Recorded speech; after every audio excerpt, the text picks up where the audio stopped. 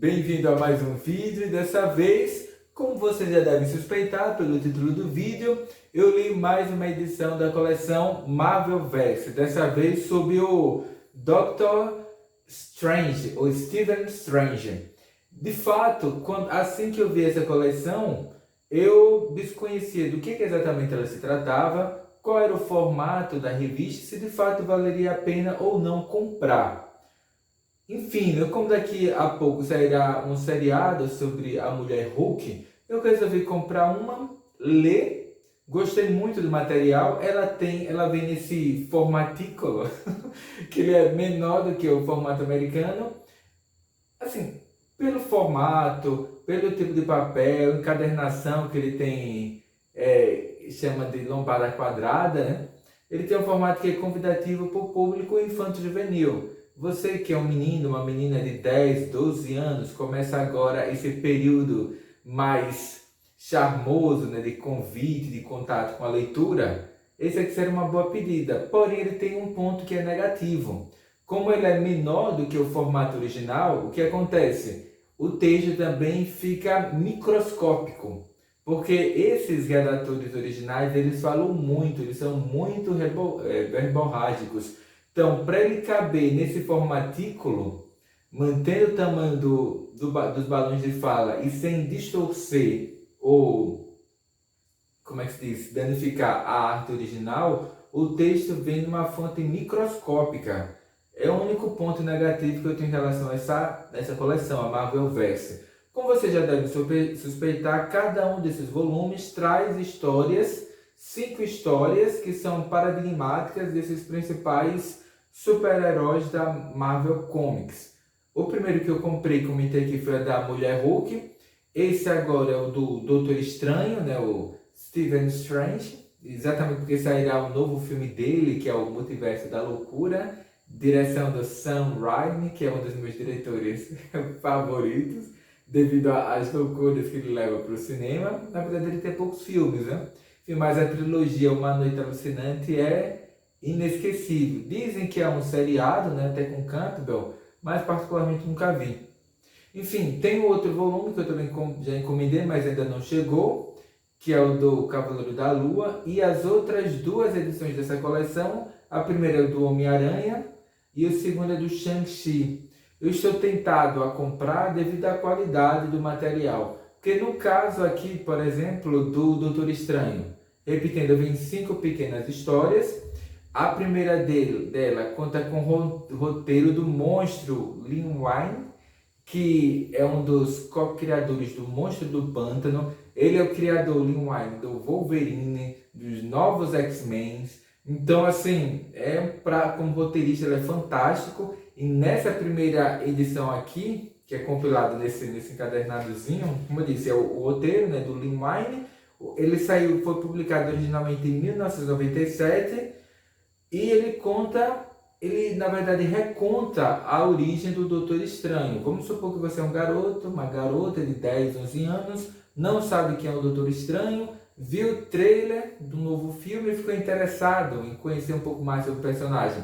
Então, na primeira história, que é reunida aqui, você tem contato com uma recontagem, né? O Lin Wayne, ele conta de uma nova forma a origem do Doutor Estranho, e faz isso de uma forma muito, como é que eu posso dizer, criativa, e problematiza temas como, por exemplo, da masculinidade tóxica, da ausência paterna. Eu esqueci agora como é que se chama, como é que se usa o termo, alienação parental.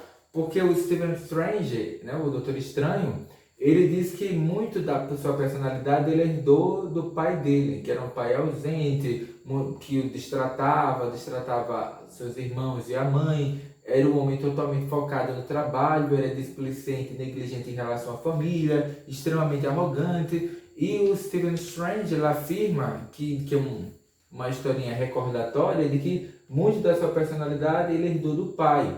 Então nós ficamos sabendo que o Stephen Strange, ele se forma em medicina, ele se especializa na área de cirurgia ou de neurocirurgia, que ele se torna um dos médicos mais brilhantes da geração dele, fatidicamente ele sofre um acidente, tem os seus nervos das mãos completamente inutilizados e ele não pode mais seguir a carreira de cirurgião, apenas como espécie de consultor ou de auxiliar. E ele se recusa a isso. Ele ouve um boato de que existe um mestre ancião nas montanhas, no Himalaia, no Tibete, e ele parte em busca desse mestre místico que poderia ajudá-lo a curá-lo. Ele gasta toda a sua fortuna, finalmente ele se encontra com o mestre com esse mestre ancião e com o seu aprendiz e futuro, talvez, sucessor, que é o Barão Mordom, o Carl Mordom. Aqui ele é um personagem branco, no cinema ele é interpretado por um ator negro. E o próprio mestre ancião, o ancião aqui, que aqui é um indiano, um chinês velhinho, e no cinema ele é interpretado por uma mulher. Eu acho bacana quando há essa alteração de determinadas características dos personagens de cinema.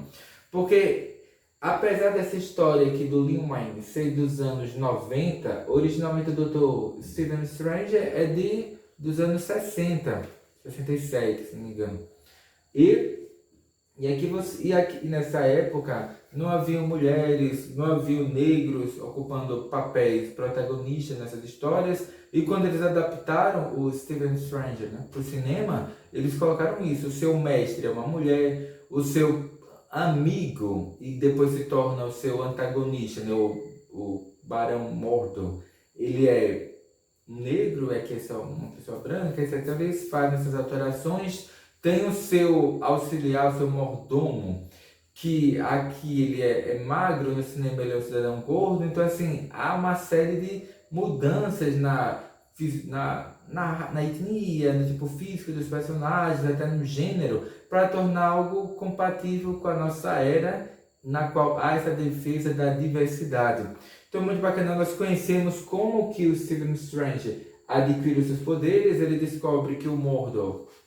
É Mordor? É, o Barão Khal Mordor. Ele tem uma índole perversa, maligna, que ele está tramando o assassinato do ancião.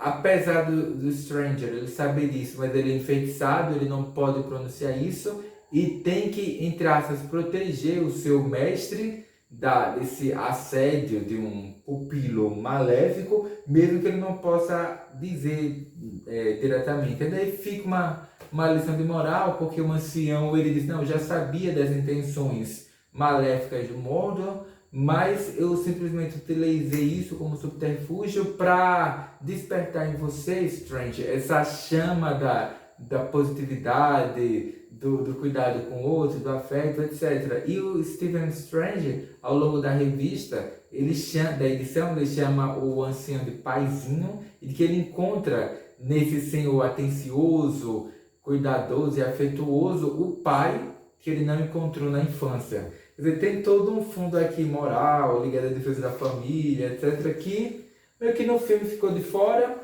mas na revista, com o roteiro do Lin Wayne, ficou bastante interessante.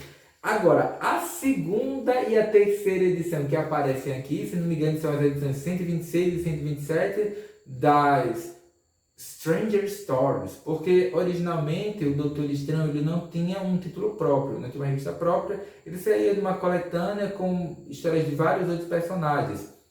E aquele até são duas edições que eu até já tenho no encadernado preto ali da Salvati, da editora Salvati, mas aqui eu achei bacana o recorte que eles fizeram. Eles trouxeram duas histórias com a arte do clássico Steve Ditko, que é também o criador do Homem-Aranha, e o, entre aspas, roteiro, né, do Stan Lee. Assim, quem conhece um pouco sobre o tal do, entre aspas, método Marvel, sabe por que eu estou colocando esse roteiro de Stan Lee entre aspas? Porque pelo que deu para entender, ele só fazia um pequeno rascunho, dava dicas: olha, o personagem vai se comportar assim assado, vai acontecer tal e tal coisa nessa edição. E, na verdade, quem produzia de fato o roteiro era o desenhista, que no caso aqui é o Steve Ditko. Ele traz duas edições dessas Strange Tales, a número 126 e a 127. Na 126, que é a segunda historinha que aparece aqui, ele apresenta o Stephen Stranger viajando para outras dimensões ali do multiverso e se confrontando com seu arqui-inimigo, né? Com o Dormammu, não sei como se pronuncia, que é um ser multidimensional que vive nessas terras estranhas de outras dimensões que são incompreendíveis para a racionalidade humana.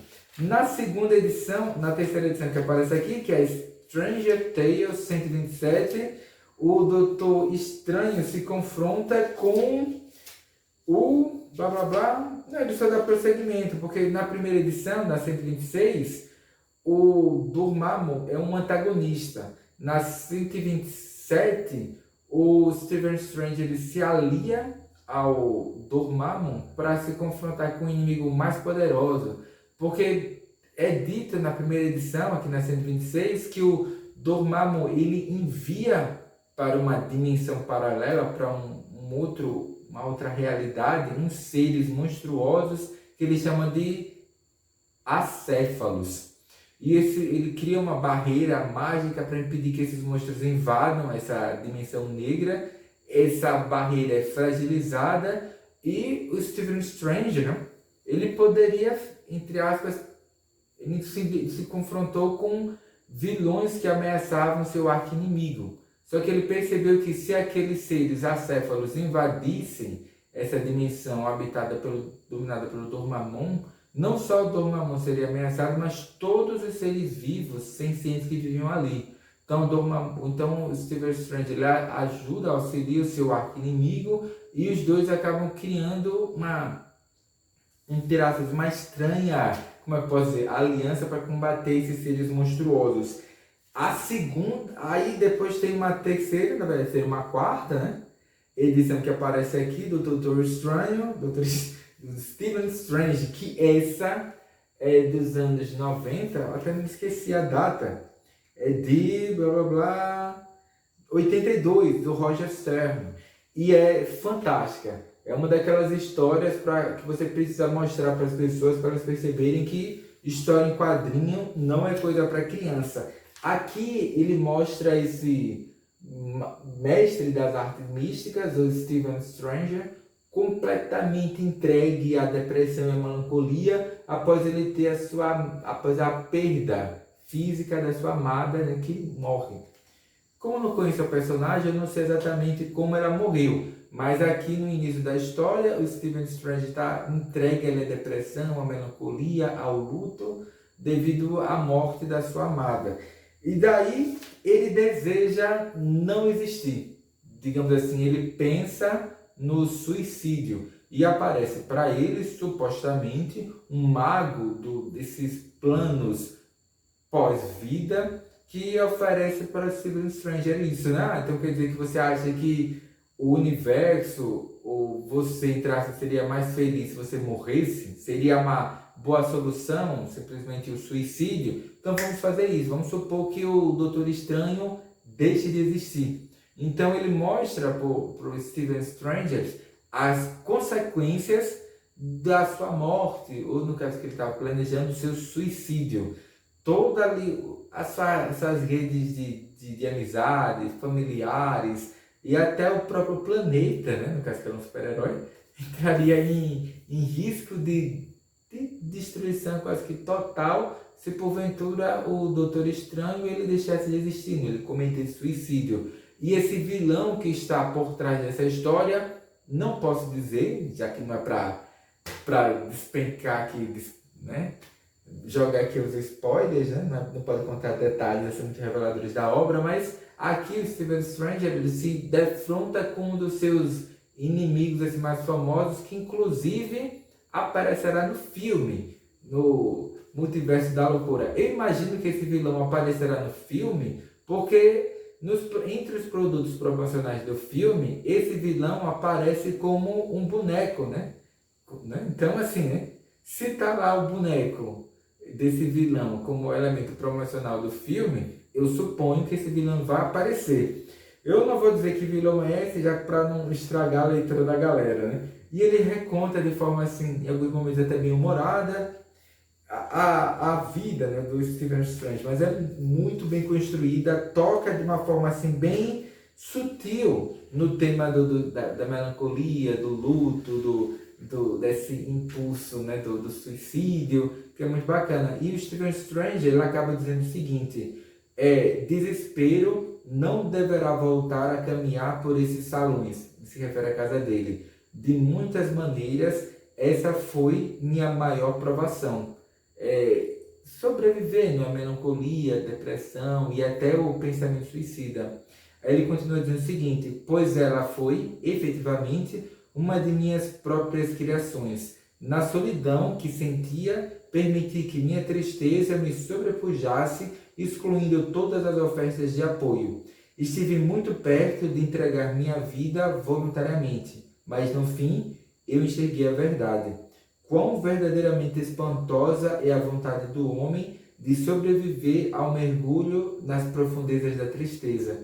Ele até aparece com uma faca com a qual ele tentaria o seu suicídio, né? Ele tiraria a própria vida, no caso. Assim, é uma história bem... Eu até não esperava encontrar um tema desse numa história em quadrinhos dos anos 80, né? No caso, ela é de 1982 e ele apresenta isso, né? O Stephen Strange, lidando com o luto, com a melancolia, com a depressão e com uma tentativa de suicídio. Quer dizer, é um tema que é barra pesada, não sei se é recomendável para uma criança, um pré-adolescente de 10, 11 anos, né? História em quadrinhos não é bagunça. E a quinta, no caso, a edição que aparece aqui, ele mostra, é uma coisa assim mais suave, e mostra o Doutor Estranho se confrontando com o Hulk, na verdade dialogando inicialmente com o Bruce Banner. E por fim, tem uma historinha que é igualmente leve, mostrando o Stephen Strange, o Doutor Estranho, com o Peter Parker, né, ou o Homem-Aranha. É engraçado porque o que acontece nessa edição é muito parecido com o Homem-Aranha 3, que passou há pouco tempo nos cinemas. Então, como ele tem uma trama parecida com o que aparece no cinema, eu vou preferir não contar como essa história se desenrola. Então vai ficar a minha dica de leitura, o Marvel Verso, essa edição aqui com o Doutor Estranho.